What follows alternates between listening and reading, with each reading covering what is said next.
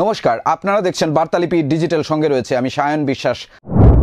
আয়করে বড় ধামাকা কেন্দ্রীয় বাজেট, অসমকে ইউরিয়া প্লান্টের উপহার, গোটা উত্তর পূর্বের জন্য গেম চেঞ্জার প্রমাণিত হবে, এমনটাই বললেন মুখ্যমন্ত্রী হিমন্ত বিশ্ব শর্মা। শনিবার রাজ্যে যাত্রা শুরু আরও একটি মেডিকেল কলেজের। গুয়াহাটিতে প্রাগজ্যোতিষপুর মেডিকেল কলেজের উদ্বোধন করলেন মুখ্যমন্ত্রী হিমন্ত বিশ্ব। অবশেষে খুলিছড়ার অপহৃত অটোচালককে অক্ষত উদ্ধার পুলিশের, মাদকের সঙ্গে যোগসূত্র বললেন পুলিশ সুপার নুমাল মাহাত্তা। যানজটে নাজেহাল শহরবাসী, সমস্যার সমাধান চেয়ে ময়দানে কংগ্রেস। রবিবার শুরু হচ্ছে শিলচরের এ ডিভিশন ক্রিকেট টুর্নামেন্ট। এবারে খবর বিস্তারিত। কেন্দ্রীয় সরকারি কর্মচারীদের জন্য ডাবল ধামাকা। হ্যাঁ, মাত্র কদিন আগেই অষ্টম পে কমিশন গঠনের প্রস্তাবে সিলমোহর দিয়েছিল মোদি ক্যাবিনেট, আর এবার কেন্দ্রীয় বাজেটে সরকারি কর্মচারীদের আয়করে আরও বড় চমক দিলেন নির্মলা সীতারামন, যা মধ্যবিত্তদের জন্য বড় উপহার। জল্পনা ছিল 10 লক্ষ টাকা পর্যন্ত আয়করে ছাড় মিলতে পারে, কিন্তু শনিবার কেন্দ্রীয় অর্থমন্ত্রী নির্মলা সীতারামন ঘোষণা করলেন 12 লক্ষ টাকা পর্যন্ত আয়করে ছাড়। এটিকেই মোদী সরকারের মাস্টার স্ট্রোক বলে মনে করছেন অর্থনীতিবিদরা। I am now happy to announce that there will be no income tax payable up to income of 12 lakh rupees.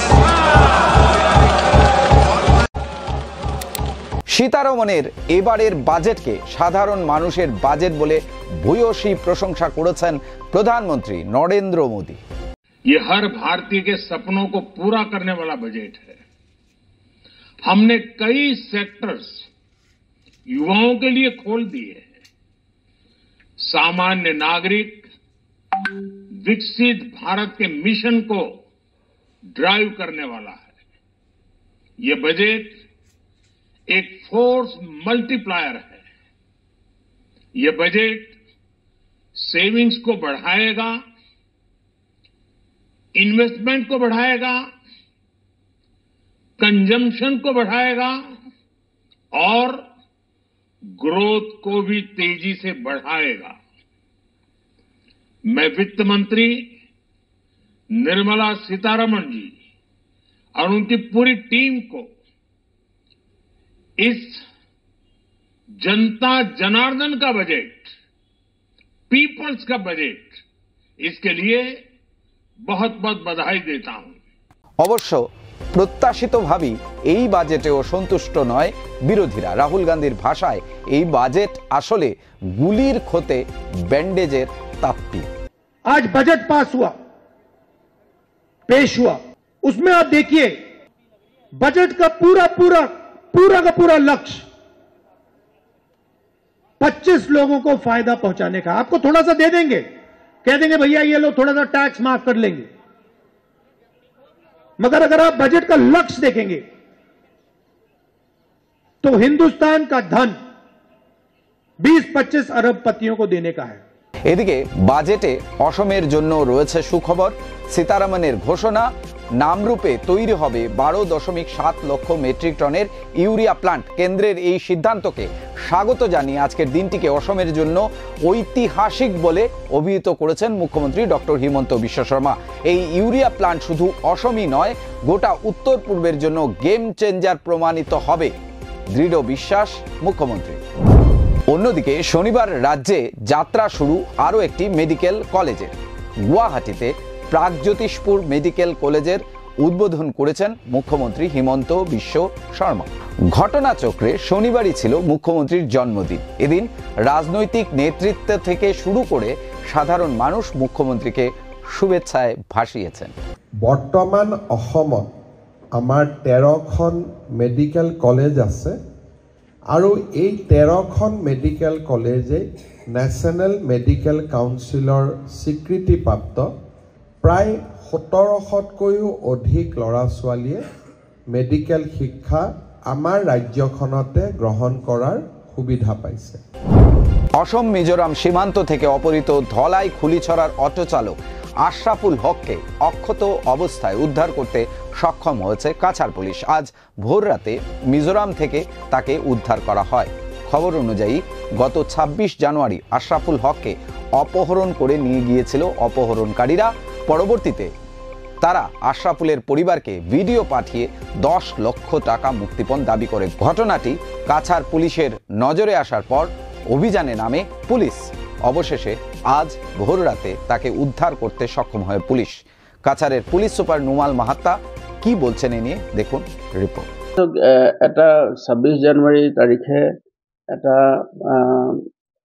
Kidnapping ঘটনা হৈছে বুলি তেওঁলোকে যেতিয়া আমাক থানাত ৰিপৰ্ট কৰিছে, তাৰপাছত আমি গোটেই ঘটনাটোৰ দ্ৰুত তদন্ত আৰম্ভ কৰোঁ আৰু তদন্ত কালত যোৱা নিশা গভীৰ নিশা মানে আজি পুৱতি নিশা আমি এই মানুহজনক আশৰাফুল হক লস্কৰ এই মানুহজনক আমি রিকভার কৰিবলৈ সক্ষম হলো। দীর্ঘদিন ধরে শিলচরের যানজট সমস্যায় নাজেহাল মানুষ। ট্রাফিক জ্যামে ফেসে ঘন্টার পর ঘন্টা নাকানি চৌবানি খেতে হচ্ছে শহরবাসীকে। এ নিয়ে এবারে সরব হয়েছে শিলচর জেলা কংগ্রেস।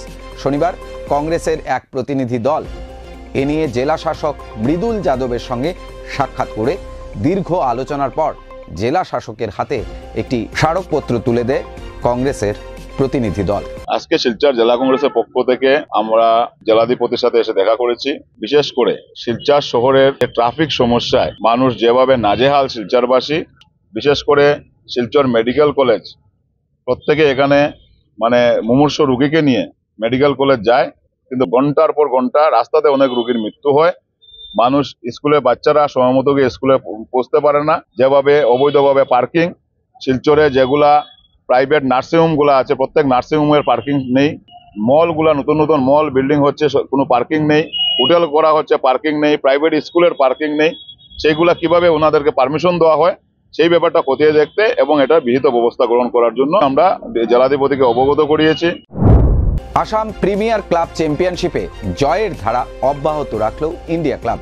শনিবার তারা ৮ উইকেটে হারালো ইটখলা অ্যাথলেটিক ক্লাবকে।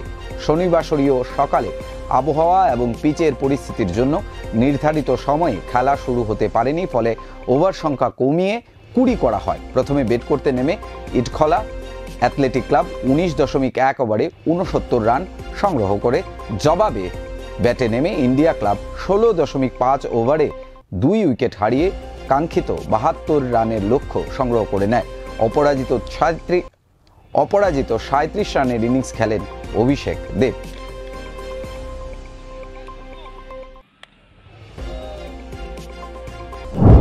শিলচর জেলা ক্রীড়া সংস্থা আয়োজিত সুশীল চৌধুরী ও মীরা চৌধুরী স্মৃতি এ ডিভিশন ক্রিকেট লিগ শুরু হচ্ছে রবিবার। সতীন্দ্র মোহন দেব মেমোরিয়াল স্টেডিয়ামে উদ্বোধনী ম্যাচ খেলতে নামবে তারাপুর এসি এবং club Oasis. League cum knockout আসরে মালুগ্রাম ক্লাব গতবার বি ডিভিশনে চ্যাম্পিয়ন হয়ে এ ডিভিশনে উঠেছে। অন্যদিকে যোগাযোগ সংঘের অবনমন ঘটেছে সুপার ডিভিশন থেকে। এছাড়া রয়েছে উত্তরপাড়া ক্লাব ও ইটখলা স্পোর্টিং ক্লাব। আজ এক সাংবাদিক সম্মেলনে এ ডিভিশন ক্রিকেট সম্পর্কে বিস্তারিত তুলে ধরেন শিলচর ডিএসের কর্মকর্তারা। এই আসরের চ্যাম্পিয়ন দল পাবে ট্রফি সহ ২৫,০০০ টাকা প্রাইজ মানি, ১৫,০০০ দেওয়া হবে রানার্স দলকে। এছাড়াও থাকছে কিছু ব্যক্তিগত পুরস্কার। Chowdhury Meera Chowdhury memorial first division cricket league cum knockout competition 2024-2025 আমরা আগামীকাল 2 ডিসেম্বর 2 ফেব্রুয়ারি শুরু করতে যাচ্ছি।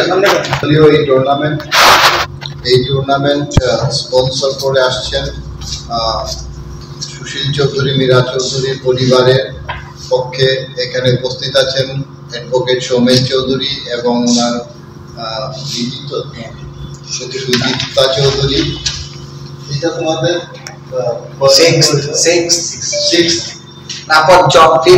পঞ্চম।